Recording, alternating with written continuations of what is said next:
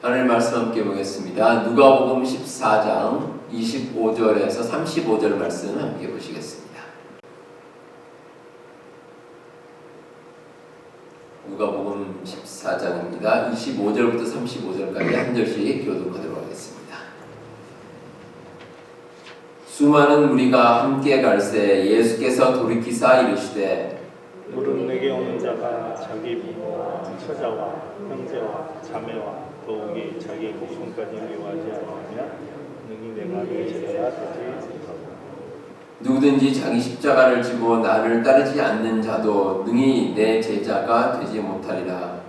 너희 중에 나를 자기의 할 것이 중고를 갈때 갈지 먼저 앉아 그 비용을 계산하지 않으면 그렇지 아니하여 그 기초만 쌓고 능히 이루지 못하면 보는 자가 다 비웃어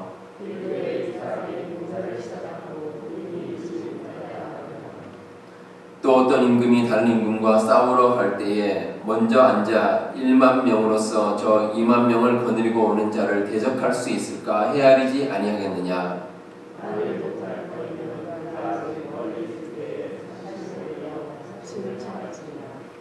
이와 같이 너희 중에 누구든지 자기의 모든 소유를 버리지 아니하면 능히 내 제자가 되지 못하리라.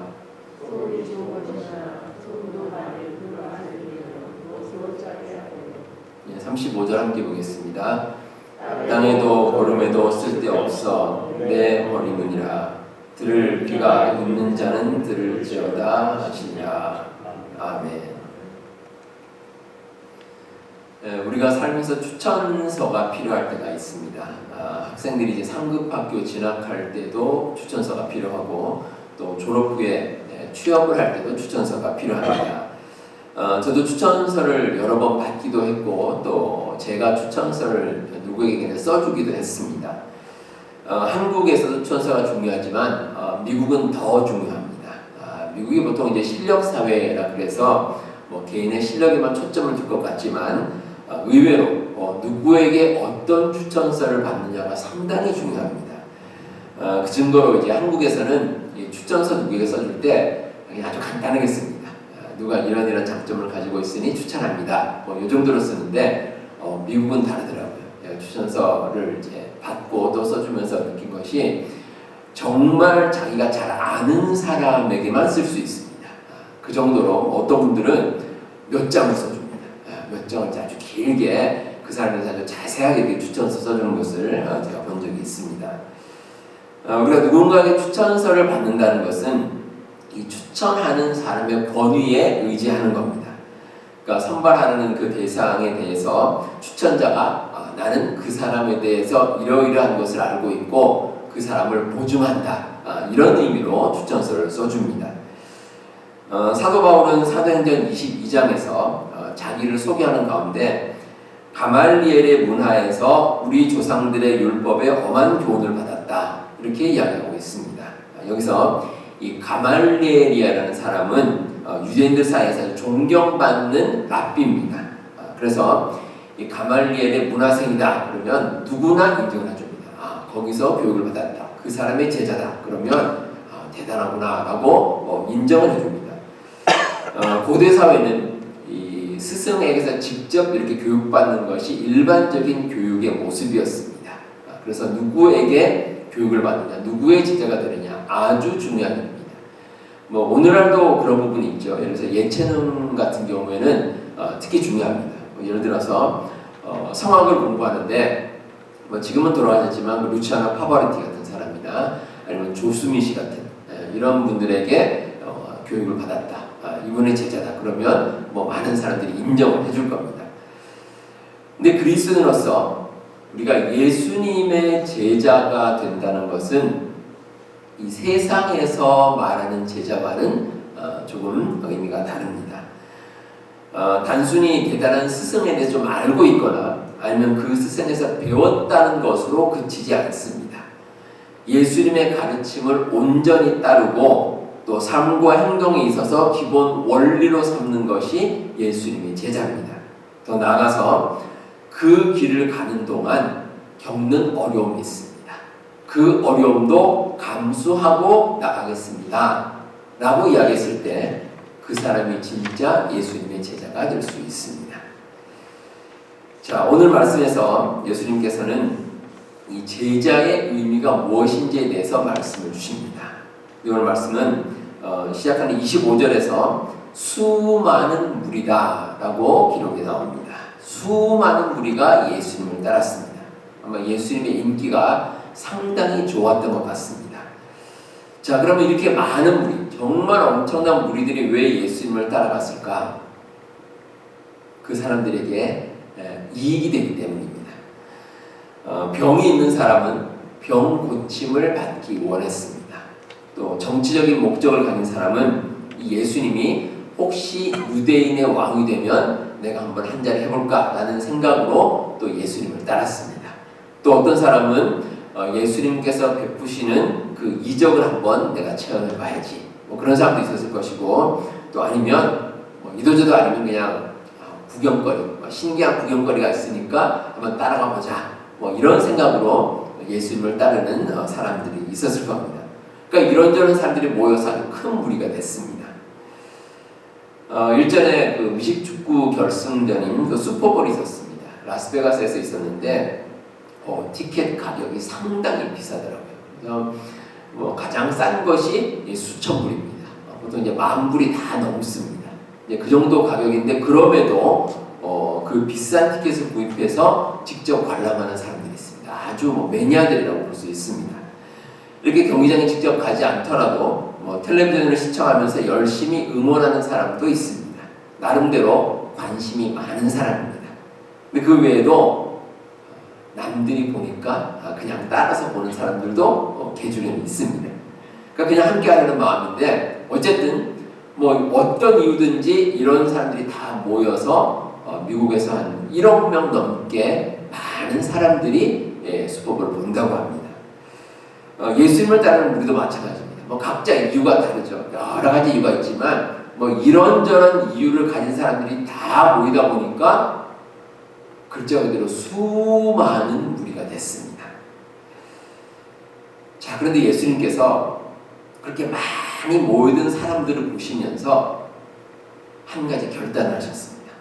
오늘 말씀 25절에 돌이키사 이런 말씀을 합니다. 돌이키사. 예수님께서 뭔가 이제 전환점을 마련하신 겁니다. 예수님께서 돌이켜서 그들에게 말씀하시는데, 이 많은 무리 가운데 과연 예수님의 제자는 어떤 사람인가? 여기에 대해서 이제 말씀을 하십니다. 자, 근데 여러분, 만약에 예수님께서 이 세상적인 인기를 목적으로 했다면 사람들이 많으면 많을수록 좋습니다. 그렇지 않겠습니까? 많은 사람들이 몰려오면 그래도 뭐 경제적인 이익도 그렇고 정치적인 목적도 그렇고 뭐 이런 걸 추구했다면 아마 사람들이 한 사람이라도 더 많이 오면 좋겠다라고 사람들이 생각할 수가 있습니다. 하지만 예수님께서는 제자를 원하셨습니다. 제자. 그렇게 모여든 무리가 아니라 제자입니다. 제자. 자, 그러면 예수님께서 원하시는 제자는 어떤 사람일까? 또 반대로 말하면 어떤 사람이 예수님의 참된 제자가 될 수 있겠습니까? 자, 먼저 주의 일을 소중히 여기는 사람입니다. 26절에 보시면 예수님의 제자는 자기 부모와 처자와 형제와 자매와 더욱이 자기 목숨까지 미워해야 한다. 이렇게 이야기하고 있습니다. 자, 여기서 이제 미워한다, 이 말은 우리가 흔히 아는 누구를 싫어한다 이런 뜻은 아닙니다. 누구를 싫어한다는 것이 아니라 덜 사랑한다. 덜 사랑한다. 그러니까 덜 사랑하니까 반대로 더 사랑하는 것도 있겠죠. 형제와 자매와 부모와 처자와 심지어는 자기 목숨보다 더 사랑해야 될 것이 무엇인가? 주의 일입니다. 주의 일. 주님의 일을 더 사랑하는 사람이 주님의 제자가 될 수 있습니다. 자, 그런데 우리가 이 세상 살다 보면 사실 대부분 우리가 누군가를 사랑하고 무엇인가를 사랑하는데 극단적으로 하지는 않습니다. 어느 정도 비슷하죠. 세상에 조금씩 이렇게 이제 사랑하면서 살아갑니다.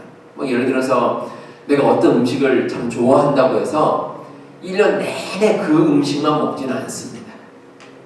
또 어떤 사람이 낚시를 좋아한다. 취미가 낚시라고 해서 뭐 생업을 팽개치고 1년 내내 낚시만 하러 다니지도 않습니다. 자기가 원하는 것도 하지만 또는 다른 것도 같이 합니다. 근데 우리가 주의 일을 하다 보면 우리 주의 일을 꼭 더 사랑해야 될 때가 있습니다. 언제냐면 세상의 것과 주의 일이 부딪힐 때입니다.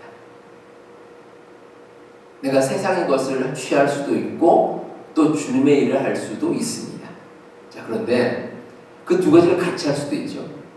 근데 어떤 때는 그 두 가지가 부딪힐 때가 있습니다. 내가 주의 일을 함으로써 세상에서 핍박을 당한다거나 또 불이익을 당한다거나 이럴 경우가 있습니다. 자, 과연 그때 내가 주의 일을 선택할 수 있을까? 그렇게 하는 것이 주님의 제자가 되는 겁니다. 어떤 분들 가운데는 이제 결혼 전에는 신앙생활을 잘했는데 이제 믿지 않는 가정에 장가를 가거나 시집을 가서 신앙생활이 힘들어지고 그런 분들도 있습니다. 또 어떤 분은 직장에 들어갔는데 그 직장에 불신자들이 참 많습니다. 그래서 직장생활하면서 여러 가지 이제 신앙적으로 힘들고 부딪히는 뭐 이런 경우도 있습니다. 근데 이런 식으로 부딪힐 때 진짜 예수님의 제자는 어떤 사람일까? 그 순간에 주의 일을 먼저 생각하는 사람입니다. 만약에 여러분들 지금까지 살아오면서 나는 신앙적인 문제로 뭐 누군가와 부딪힌다거나 또 공동체에서 뭐 불이익을 당했다거나 이런 일이 한 번도 없다면은 다시 한번 생각해 봐야 될 겁니다. 왜냐하면 우리가 주의 일을 소중히 여긴다면 우리가 부딪힐 때가 분명히 있습니다. 근데 여러분 그 순간에 우리가 꼭 생각해야 될 것이 주님의 일을 더 사랑하는 것. 이게 바로 예수님의 제자입니다. 예수님께서 27절에서 자기 십자가를 지고 예수님을 따르는 자가 참 제자다 이렇게 말씀하십니다. 나에게 주어진 십자가입니다. 우리가 주의 일을 하면서 내가 지고 가야 될 십자가, 그걸 지고 가는 것이 바로 예수님의 제자라는 것입니다. 여러분들 살아가는 가운데 귀찮고 어렵다고 여겨지는 일들이 아마 가끔 있을 겁니다. 한번 잘 생각해 보시기 바랍니다. 내가 이 일을 하는 것은 좀 귀찮고 좀 일하는 게 좀 어렵다라고 여겨지는 아마 그런 일들이 있습니다. 근데 여러분 보통 그 일이 어떤 일인지 아십니까? 우리가 꼭 해야 될 일입니다. 우리가 꼭 해야 될 일들을 가만히 생각해 보면 귀찮습니다. 그런 일들이 많습니다. 세상에 기분 좋게 즐기면서 하는 일은 그다지 많지 않습니다. 반대로 우리가 꼭 해야 되는 일은 어떨 때는 참 귀찮은 일입니다. 그렇기 때문에 우리에게 각오가 필요합니다. 우리가 주님의 일이라는 것은 사실 우리가 세상에서 누리는 이익과는 좀 거리가 있습니다. 우리가 십자가를 감수할 정도로 그래서 확고한 각오가 필요하다는 것입니다. 우리 여러분들 이 진리의 말씀을 꼭 기억하시고 주님의 일을 하는 데 있어서 우리가 각오를 가지고 열심히 주의 일을 감당하는 우리 성도님들 되시기를 바랍니다. 자, 다음으로 예수님의 제자는 깊은 고민과 성찰을 하는 사람이어야 합니다. 28절부터 32절에 예수님께서 두 가지 비유를 말씀을 하십니다. 하나는 망대를 세울 때 미리 공사에 들어가는 모든 비용을 계산해야 한다라는 말씀입니다. 자, 여기서 이제 망대라는 것은 농장 건물입니다. 그러니까 이제 건물을 짓는데 그 건물을 짓기에 앞서서 자, 이 건물을 완공하려면 얼마의 비용이 들어가는가라고 미리 아주 자세하게 계산을 해야 된다는 겁니다. 만약에 그렇게 자세히 계산하지 않으면 그러면 기초만 쌓고 건물을 완성할 수가 없습니다. 그럴 경우에 당연히 큰 손해를 보게 되겠죠. 그리고 여러 사람들에게 비웃음을 살 수밖에 없습니다. 그런데 예수님의 제자가 되는 것도 이와 같습니다. 예수님의 제자가 되는 것은 우리가 세상의 유익을 얻고자 함도 아니고 오히려 희생을 포함하는 길입니다. 따라서 예수님의 제자가 되기를 우리가 작정을 했다면 깊은 고민과 성찰이 필요합니다. 제가 미리 생각을 하고 가야 됩니다. 가끔 우리가 이제 부흥회 같은 데 참석해서 은혜를 받고 내가 어떻게 하겠다 결단 내리고 서원하는 경우가 있습니다. 하지만 나중에 시간이 지나고 좀 마음이 가라앉으면 갈등을 합니다. 이 내가 서원대로 하자니 자신이 없습니다. 그렇다고 해서 결정을 되돌리기도 참 어렵습니다. 그래서 우리가 예수님의 제자가 되기로 작정했을 때 반드시 먼저 깊게 생각하고 나아가는 것이 필요합니다. 예수님께서 말씀하신 또 하나의 비유가 있습니다. 전쟁에 임하는 왕에 대한 비유입니다. 어떤 왕이 이제 전쟁을 준비하는데 가만히 보니까 아군 병력은 1만 명, 적군의 병력은 2만 명입니다. 적군이 2배나 많습니다. 그럼 어떻게 하겠습니까? 미리 생각을 해봐야죠.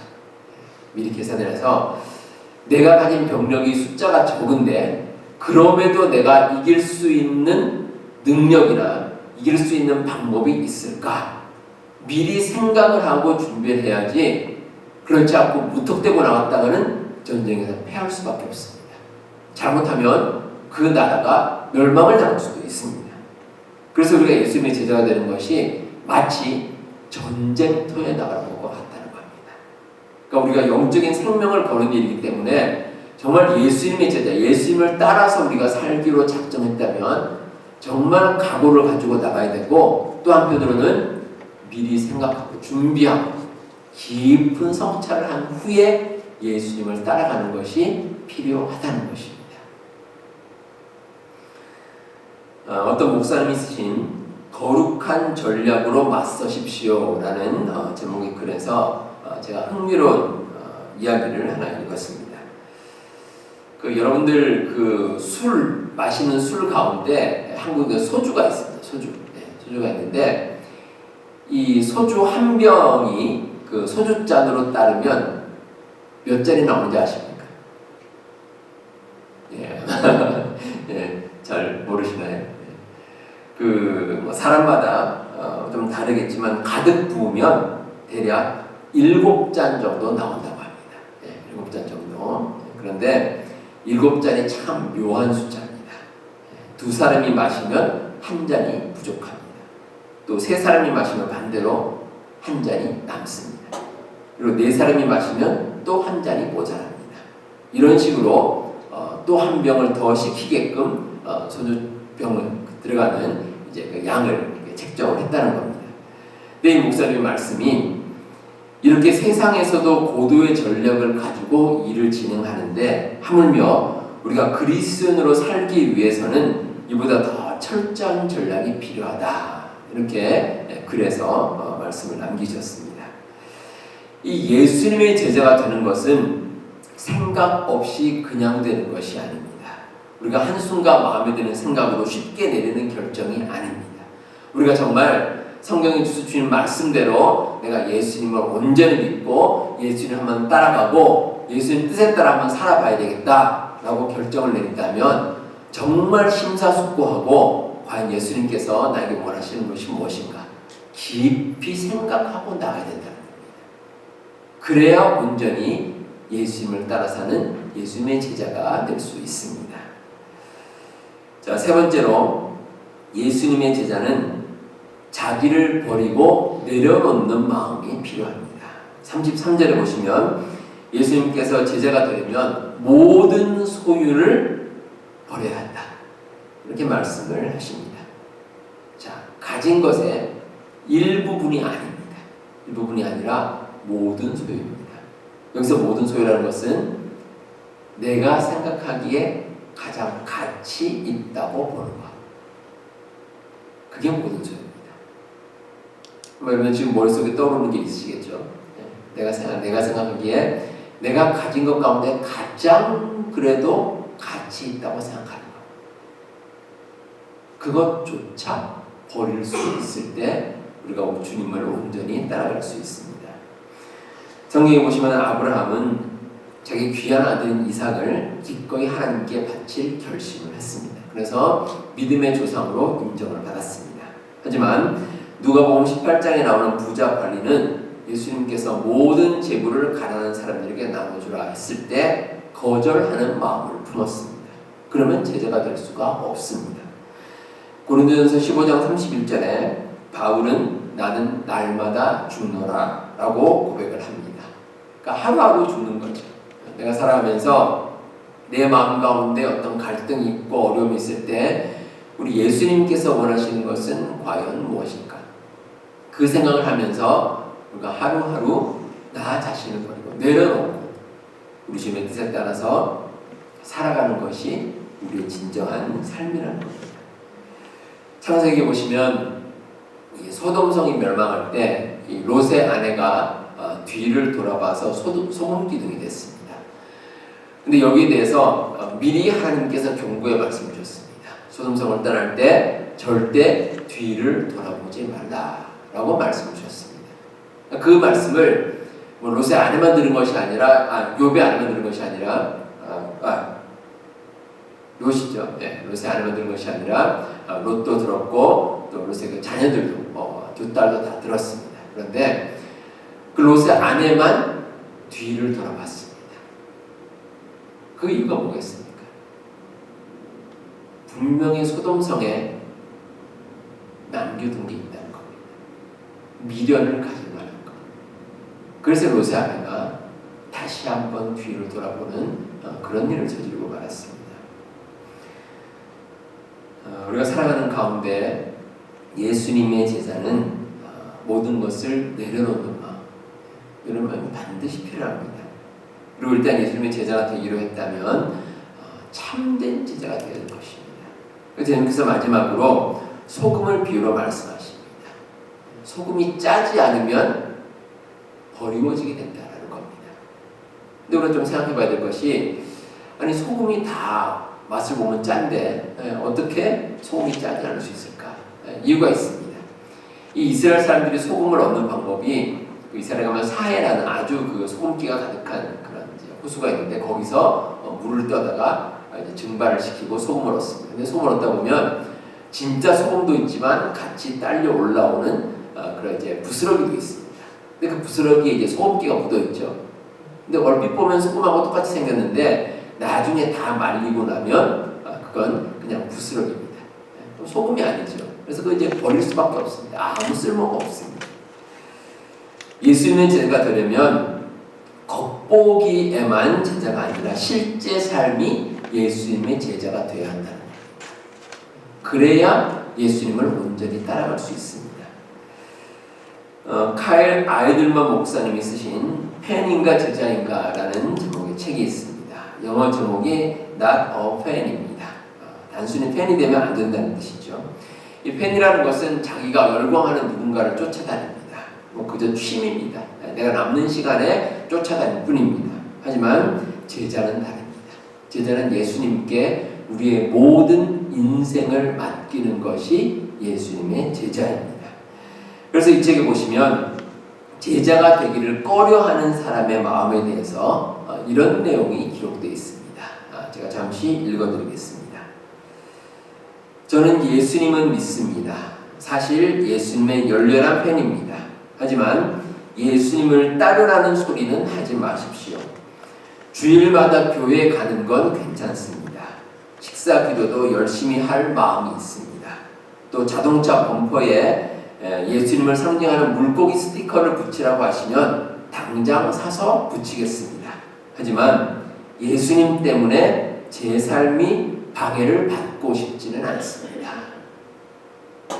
예수님을 그저 따르는 것을 팬이라고 생각하는 사람은 이런 생각을 가진다는 겁니다.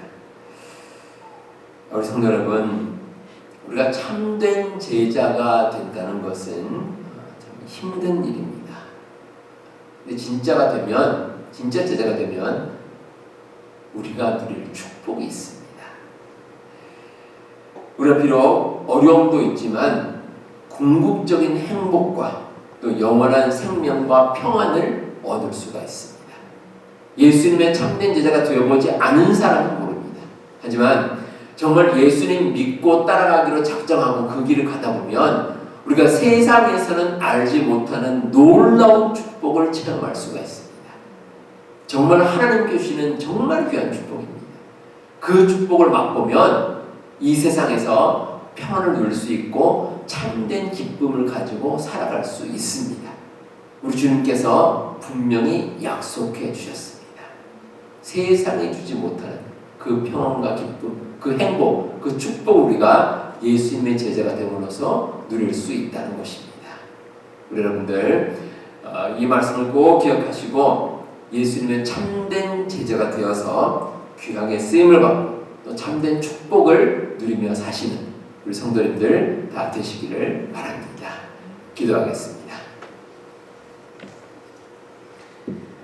하나님 아버지 감사드립니다. 저희들 하나님의 자녀로 삼아주시고 특별히 예수님의 제자로서 우리가 살아갈 수 있도록 인도하심을 감사드립니다. 우리가 특별히 우리가 가진 모든 욕심을 내려놓고 주의 일을 소중히 여기는 마음을 갖게 하여 주시옵소서. 참된 제자로 살아가면서 궁극적인 만족과 평안을 누리는 복된 삶을 살게 하여 주옵소서. 우리 앞에 계속한 모든 교우들 위해 기도합니다. 저들의 마음을 하나님께서 붙들어 주시고 저들의 마음의 손을 들어주시고 저들의 건강 지켜주시고 사실은 모든 생활 가운데 하면 놀라운 은혜가 날마다 충만하게 하여 주시옵소서. 예수님 이름으로 기도하옵나이다. 아멘.